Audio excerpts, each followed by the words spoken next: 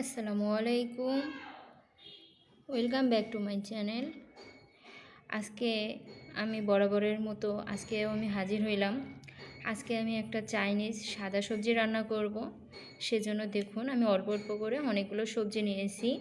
অবশ্য অনেকে 3টা সবজি দিয়েও রান্না করে। আজকে আমি অল্প অল্প করে সবগুলোই নিয়েছি। এই যেমন আলুকেও দেয় না, তারপরে আমি আজকে দিলাম, মনে বললো তাই দিলাম। তো এই যে আলু দিয়েছি, গাজর, তারপরে একটু লাউ, একটু বেগুন, ফুলকপি, তারপরে বরবটি, এই যে একটু ধনিয়া পাতা কুচি করেছি, আর এই যে রেড চিলি দিয়ে আর গ্রিন চিলি দিয়ে আমি ছোট ছোট করে কেটে নিয়েছি কুচি করে। আর এই যে পেঁয়াজটা আমি পেঁয়াজের পাপড়িগুলো সুন্দর করে খুলে খুলে নিয়েছি। এই যে পেঁয়াজের কলি আছে একটু, আর এখানে একটু লেটুস পাতা আছে। তো এই আর কি, আমি আজকে মূলত মুরগির মাংস দিয়েই সবজিটা রান্না করব। সেজন্য এই যে মুরগির মাংস নিয়েছি, তার মধ্যে এই যে দেখুন রসুন বাটা, একটু আদা বাটা, তারপরে এই যে একটু জিরা বাটা, একটু মশলা, একটু লবণ। এখন আমি এগুলো দিয়ে সুন্দর করে মাখিয়ে নিব। এই যে দেখুন আমি এটা সুন্দর করে মাখিয়ে এখন আমি রান্নার পর্যায়ে চলে যাব। তো সাথে আমি একটু কর্নফ্লাওয়ার নিয়েছি। কর্নফ্লাওয়ারটা এখন দেখাতে পাচ্ছি না। কর্নফ্লাওয়ার দিয়ে, দুধ দিয়ে আর একটু চিনি দিয়ে মিক্সড করে আমি সবজির ভিতরে দিয়ে দিব। এখন আমি মূল রান্নার পর্যায়ে চলে যাই। আর অবশ্যই আপনাদেরকে আরও একবার বলি, আমার চ্যানেলটিকে আপনারা লাইক, শেয়ার, কমেন্ট করবেন, সাবস্ক্রাইব করে আমার পাশে থাকবেন। এখন আমি এই যে আদা বাটা, রসুন বাটা এর মধ্যে দিয়ে দিচ্ছি।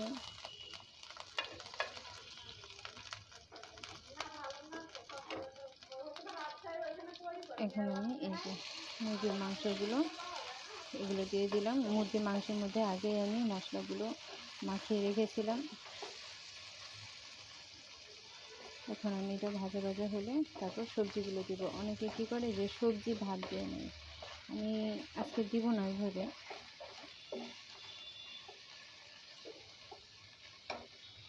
অন্যরকমভাবে রান্না করব। দেখুন মুরগির মাংসটি আমার সুন্দর ভাজা ভাজা হয়ে গেছে, আপনারা দেখলেই বুঝতে পারবেন। এখন আমি এই যে টমেটোগুলো কাটা আছে, আমি সস দিব না আজকে। যদি কারোর বাসায় সস না থাকে, টমেটো দিয়েও রান্না করতে পারেন। এখন আমি এটা সুন্দরভাবে কষিয়ে নেব।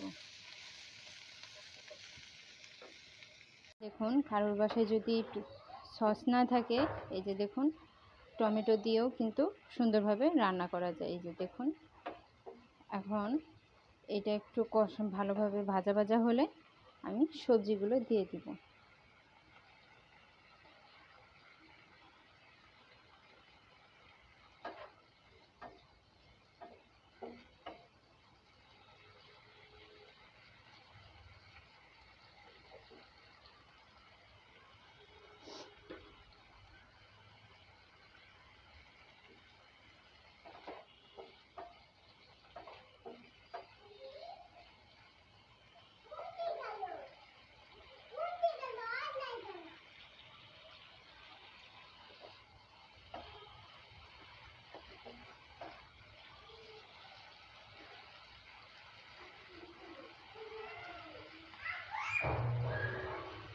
দেখুন আমার এই যে মুরগির মাংসটা সুন্দর মতো টমেটো দিয়ে ভাজা ভাজা হয়ে গেছে। এখন আমি এই যে কেটে রাখা সবজিগুলো এর মধ্যে দিয়ে দিলাম। এই সবজিটা রান্না করতে কিন্তু বেশি সিদ্ধ করা লাগে না। অনেকে ভাত দেয়, আমি ভাত দিই নাই, আমি এভাবে রান্না করি। তো এই যে এখন আমি ঢেকে দিব, একটু হালকা কষিয়ে আমি পানি দিব, বেশি পারি না, অল্প একটু পানি দিব। যে দেখুন আমার সবজিগুলো খুব সুন্দরভাবে আমি ভেজে ভেজে নিয়েছি। এখন আমি পরিমাণ মতো পানি দিয়ে দিব। আসলে কি, চাইনিজ সবজিটাতে তো আর বেশি সিদ্ধ করা লাগে না, জাস্ট একটু সিদ্ধ হলেই হয়। চাইনিজ বলতে বাঙালি চাইনিজ যেটাকে বলে আর কি। এখন এই যে আমি একটু ঢেকে দেব। তারপরে যখন হয়ে আসবে, বলক উঠে আসবে, তখন আমি এই যে কর্নফ্লাওয়ার, এই যে দেখুন, আমি এই যে কর্নফ্লাওয়ার একটু দুধ দিয়ে গুলিয়ে রেখেছি। এই যে দেখুন, দেখলেই বুঝতে পারবেন। এটা আমি যখন তরকারি হয়ে আসবে তো সেই মুখে আমি দিয়ে দিব।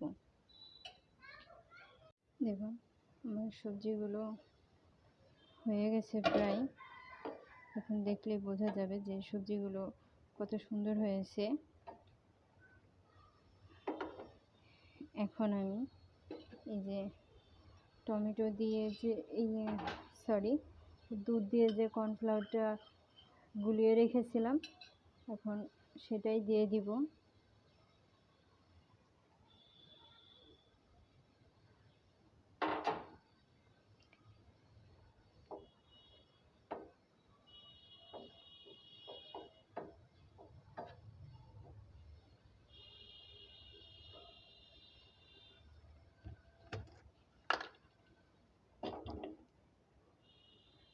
দেখুন খুব বেশি ঘন করা যাবে না।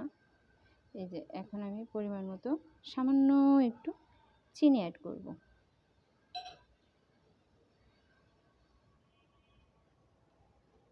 এই যে দেখুন, এখন আমার এই যে সবজিগুলো প্রায় হয়ে এসেছে। একেবারে শুকনো করা যাবে না, আঠালো করা যাবে না। আমি এখন কিছুক্ষণ পরে এটা নামিয়ে ফেলব। দেখুন ভিউয়ার্স, আমার এই যে সবজিটি রান্না একেবারে কমপ্লিট। আপনারা দেখলে হয়তো বুঝতে পারবেন আসলে কতটুকু পেরেছি জানি না, তারপরও চেষ্টা করেছি সুন্দরভাবে রান্না করার। জানি না কিভাবে পরিবেশন করতে পেরেছি আপনাদের সামনে। তো যদি আমার রান্নাটি আপনাদের কাছে ভালো লেগে থাকে, অবশ্যই আমার চ্যানেলটিকে সাবস্ক্রাইব করবেন, লাইক শেয়ার কমেন্ট করতে ভুলবেন না। আর যদি রান্নাটি আরও ভালো লেগে থাকে, আপনারা বাসায় এইভাবে ট্রাই করবেন। যদি সয়া সস বা নর্মালি টমেটো কেচাপ না থাকে, তো এইভাবে রান্না করবেন, খুব ভালো লাগবে। আশা করি সবাই খুব ভালো থাকবেন। আসসালামু আলাইকুম। এতক্ষণ আমার চ্যানেলটিকে দেখার জন্য ধন্যবাদ।